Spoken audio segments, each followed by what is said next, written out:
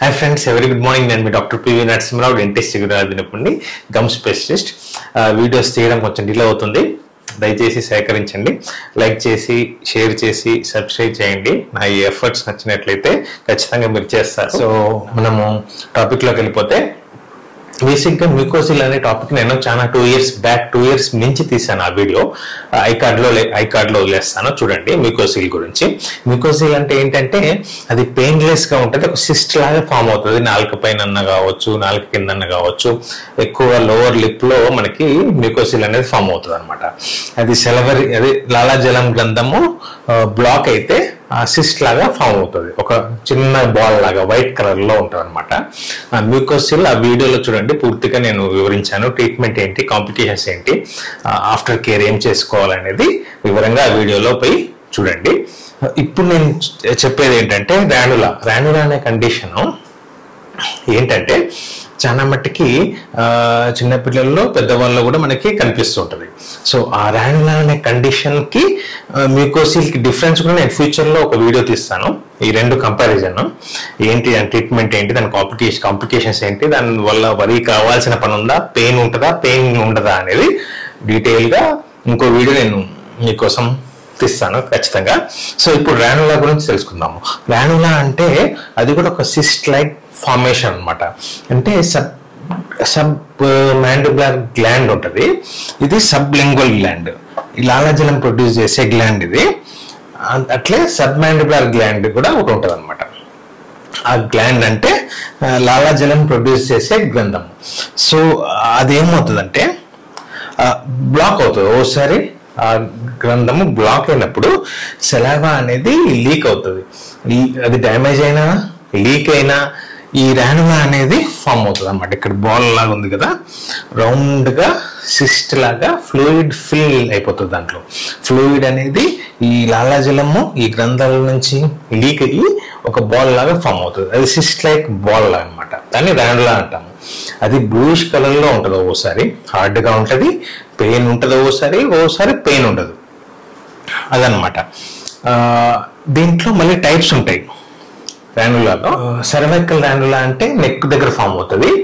Oral రానులా అంటే ఎక్కువ శాతం 90% మనకి నాలుక కింద భాగాన, నాలుక కింద భాగాన మనకి ఈ బ్లూ కలర్గా లావుగా ఒక గోలీ సోడా లాగా మనకి రానులా అనేది ఫామ్ అవుతుంది. కొంచెం గట్టిగా ఉంటుంది, పెయిన్ ఉండదు, ఓసారి పెయిన్ ఉంటుంది అనమాట. ఇది రానులా బ్లూయిష్ కలర్లో ఫామ్ అవుతుంది ఖచ్చితంగా. అది మ్యూకోసిల్ అంటే మనకి చిన్నగా ఓసారి పెద్ద ఉంటుంది. కానీ ఇది 2 to 3 inches డయామీటర్ పెరిగిందంటే మీరు ఖచ్చితంగా డెంటిస్ట్ దగ్గరికి పోయి మీరు ట్రీట్మెంట్ తీసుకోవాలా. ఐదర్ ట్రీట్మెంట్ గురించి నేను తర్వాత వస్తాను. అంటే డెంటిస్ట్ దగ్గర ఎప్పుడు కలవాలి మీరు, ఇది 2 to 3 inches డయామీటర్ పెరుగున్నప్పుడు మీరు ఖచ్చితంగా డెంటిస్ట్ పోయి కలవాలన్నమాట. అది మీకు సైన్ అనమాట. అయ్యో నేను డెంటిస్ట్ దగ్గర ఇప్పుడు పోయి కలవాలి. చిన్నగా ఉన్నప్పుడు భయంతో అసలు పోరు. అది తర్వాత 2 to 3 inches డయామీటర్ వెళ్ళి కొంచెం ఇంకా పెద్దగా వరకు మనకు ఊపిరి ఆడదు, అప్పుడుగానే వాళ్ళు డెంటిస్ట్ దగ్గర పోరు పేషెంట్స్. సో ఖచ్చితంగా 2 to 3 inches డయామీటర్ ఉన్నప్పుడు డెంటిస్ట్ దగ్గర పోయి కలవాలా. సో ఇది రానులా గురించి మీకు అర్థమైంది. అంటే సబ్ మ్యాండిబులర్ గ్లాండ్ అంటే లాలాజలం ప్రొడ్యూస్ చేసే గ్రంథంలో సెలావా అనేది లీక్ అయితే, లాలాజలం లీక్ అయిపోతా ఉంటే, లీక్ అయ్యి సరౌండింగ్ టిష్యూస్లో ఫామ్ అవుతే ఇలా బాల్ లాగా ఫామ్ అవుతుంది. దాన్ని రానులా అంటారు. అలాగే టైప్స్ చూసారు, ఓరల్ రానులా, సర్వైకల్ రానులా. ఓరల్, సర్వైకల్ అంటే ఓరల్ రానులా అంటే నోట్లో ఫామ్ అవుతుంది, అంటే నాలుక కింద ఫామ్ అవుతుంది. సర్వైకల్ రానులా అంటే నెక్ దగ్గర, సర్వైకల్ అంటే మెడ దగ్గర మనకి రానులా ఫామ్ అవుతుంది. అది కూడా లాలాజలం బ్లాక్ అవ్వడం వల్ల, లేకపోతే లీక్ అయిపోవడం వల్ల మనకి ప్రొడ్యూస్ అవుతుంది రానులా. కాంప్లికేషన్స్ అంటే మనకి ఏం ప్రాబ్లం అవుతుంది ఈ రానులా వల్ల. మనకి ఊపిరి తీసుకోవడం కష్టంగా ఉంటుంది, తినడం కష్టంగా ఉంటుంది, నమ్మడం తినడం కష్టం ఉంటుంది, ఊపిరి తీసుకోవడం కష్టం ఉంటుంది, ఓసారి పెయిన్ అనేది ఉంటుంది, ఓసారి పెయిన్ ఉండదు, కానీ ఓసారి పెయిన్ అనేది ఉంటుంది. అలాగే నాలుక నమ్మగా ఫెయిల్ అవుతుంది. అంటే మనకి మత్తిస్తే మనకి ఏదైనా పార్ట్ మనకి తెలియదు కదా, ముట్టుకున్న నమ్నెస్ ఉంటుంది అనమాట, మత్తు వచ్చినట్టుగా. సో అక్కడ నమ్నెస్గా ఉంటుంది నాలుక ఎప్పుడు, టంగ్ ఎప్పుడు నమ్నెస్గా ఉంటుంది. అలాంటి కండిషన్స్లో ఇలాంటి కాంప్లికేషన్స్ మనం ఫేస్ అవుతాం రానులా వల్ల. డయాగ్నోసిస్ మనం ఇంక డెంటిస్ట్ అయినా మీకు కొన్ని స్కాన్స్ రాస్తారు. ఏంటి, ఎంఆర్ఐ స్కాన్ కావచ్చు, అల్ట్రాసౌండ్ కావచ్చు, సిటీ స్కాన్, ఈ 3 మీకు డయాగ్నోసిస్లో ఉపయోగపడతాయి. కొన్ని పిక్చర్స్ కూడా మీకు పెడతాను, రానులా ఎలా కనిపిస్తుంది, నాలుక కింద ఎలా కనిపిస్తుంది అనేది వివరంగా కొన్ని ఫొటోస్ పెడతాను ఈ వీడియోలో.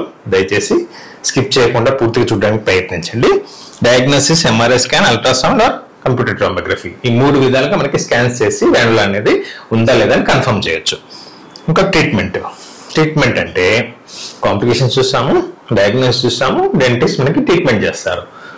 ఏం చేస్తారు డెంటిస్ట్ మనకి?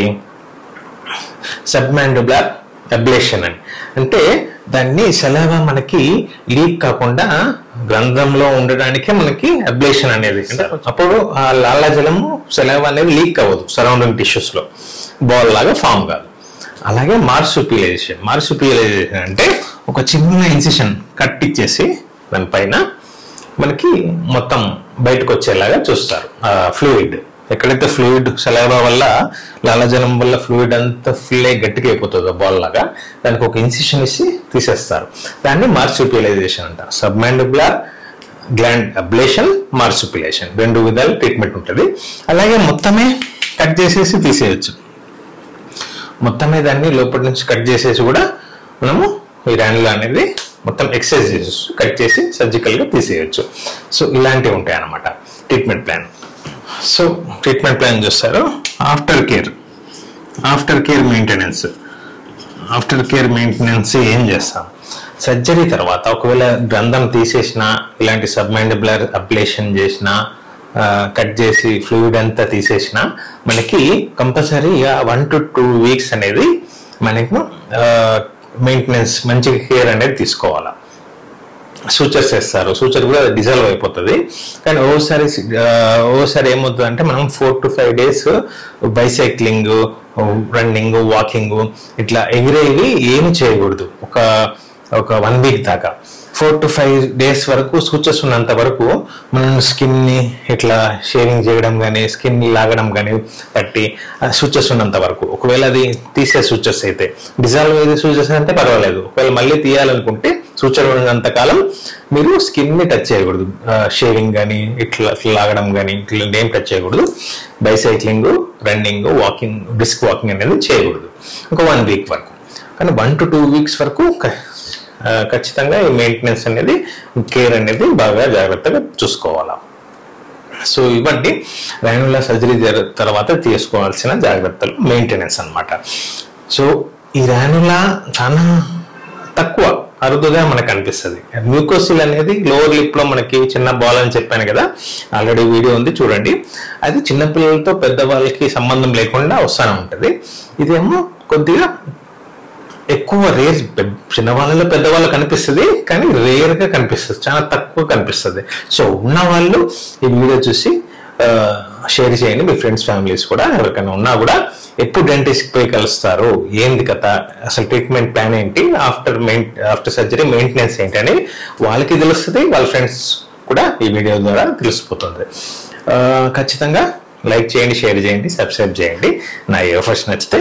సో మరిన్ని వీడియోస్తో మళ్ళీ ముందుకు వస్తుంటాను. ఖచ్చితంగా ఈ రానులాకి మ్యూకోసిల్కి డిఫరెన్స్ ఏంటనేది కూడా ఒక వీడియో తీస్తాను ఫ్యూచర్లో. సో ఉంటాను.